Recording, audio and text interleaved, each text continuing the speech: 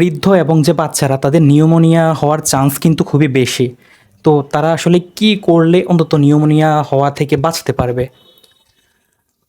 স্বাভাবিক নিয়মে বাচ্চা এবং বয়স্কদের রোগ প্রতিরোধক ক্ষমতা কম থাকে। সেই প্রেক্ষিতে আমরা ওদেরকে এমন কোনো এনভায়রনমেন্টে কখনো নেব না বা পাঠাবো না, বা এমন কোনো লোককে এদের সামনে না আসতে দেওয়াটাই উত্তম যারা রোগাক্রান্ত। তাদের জীবাণুটা খুব সহজেই যেরকম একটা এক্সট্রিমস অফ দ্য এজের মানে বাচ্চা এবং বয়স্কদের আক্রান্ত করতে পারে, মধ্যম বয়সের লোকদের কিন্তু সেভাবে আক্রান্ত করতে পারে না, কারণ তাদের রোগ প্রতিরোধক ক্ষমতা অনেক ভালো।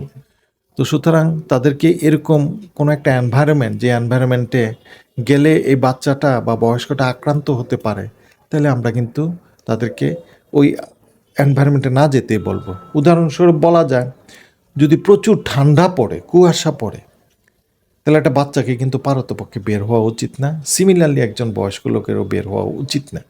তাতে করে দেখা যায় ওই এনভায়রনমেন্টে গেলে তার যে রোগ প্রতিরোধক ক্ষমতা কম, সেই ক্ষেত্রে যে কোনো একটা জীবাণু তার ভিতরে আমরা ইনহেলেশনের মাধ্যমে ভিতরে নিয়ে গেলে সেই জীবাণুটা খুব সহজে তাকে আক্রান্ত করে নিউমোনিয়া বলো, ব্রঙ্কাইটিস বলো, এই ধরনের রোগগুলাতে মানে আক্রান্ত করে দেয়। সুতরাং না নেওয়াটাই হচ্ছে উত্তম আর কি। স্যার, একজন ব্যক্তি আসলে কখন বক্ষব্যাধি চিকিৎসকের শরণাপন্ন হবেন? না, কখন হবেন এটা তো স্পেসিফিক করে বলা ডিফিকাল্ট, কারণ এক একজনের আক্রান্তের ধরন এক এক ধরনের। তো ওই লোকটা যখন কোনো কারণে অস্বস্তি বোধ করে, তাহলে সে বক্ষব্যাধি চিকিৎসকের বক্ষ সম্পর্কিত বিষয়ে অস্বস্তি বোধ করে, তাহলে সে তখন বক্ষব্যাধি চিকিৎসকের শরণাপন্ন হইতেই পারে। স্যার, যেমন ফুসফুসে সংক্রমণ হলে তো অবশ্যই শরণাপন্ন হতে হবে।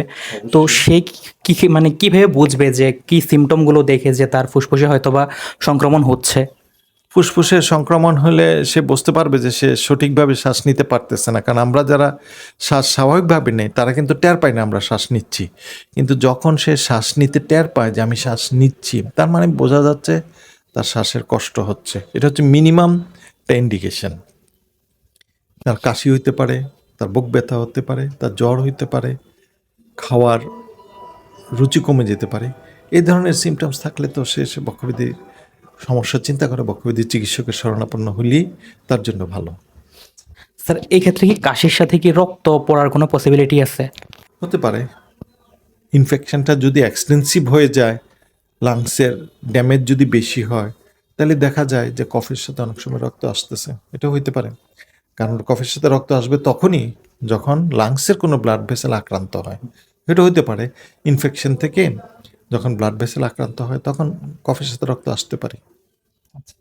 স্যার, এখন বর্তমান দিনে ফুসফুসের ক্যান্সার খুবই মারাত্মক একটা ব্যাপার। তো ফুসফুসের ক্যান্সার আসলে কি কারণে হতে পারে এবং এক্ষেত্রে সিমটমগুলো কি আসতে পারে? ফুসফুসের ক্যান্সার বিভিন্ন কারণে হয়। সর্বপ্রথম বলা হচ্ছে স্মোকিং।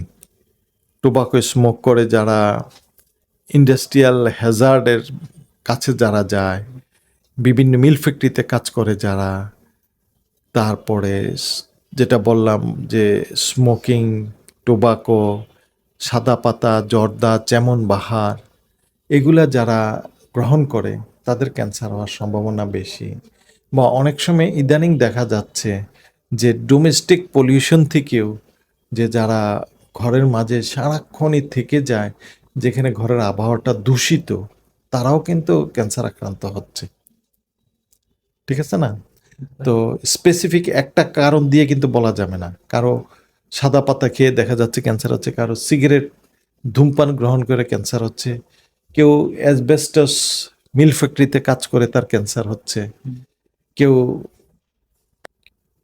টিনের বা লিড শিটের ফ্যাক্টরিতে কাজ করেও ক্যান্সার হচ্ছে দেখা যাচ্ছে। এটা নির্ভর করে ডিফারেন্ট এক্সপোজারে ডিফারেন্ট পার্সনের। স্যার, আর এক্ষেত্রে সিমটমগুলো কি আসতে পারে?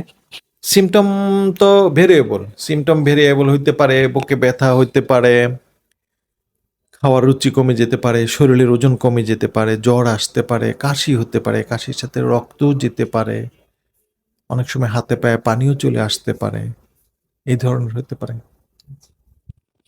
স্যার, অনেক সময় দেখা যায় যে অনেকের শুকনো কাশি প্রায় 2 থেকে 3 মাস লং করে। তো এটা আসলে কি সমস্যা বা চিকিৎসা কি হতে পারে ওর জন্য?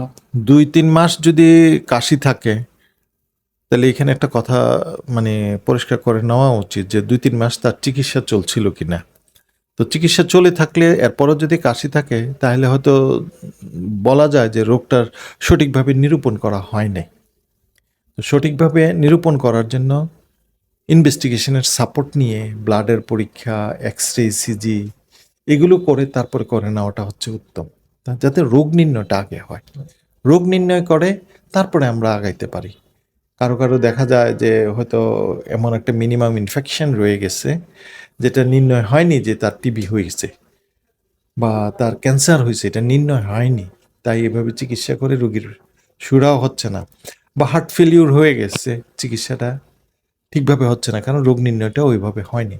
তো মূল কথা হবে ইনভেস্টিগেশন করে আগে রোগ নির্ণয় করতে হবে। স্যার, আমরা যদি ফুসফুস ভালো রাখতে চাই তাহলে আমাদের লাইফস্টাইলে কি চেঞ্জ আনা উচিত?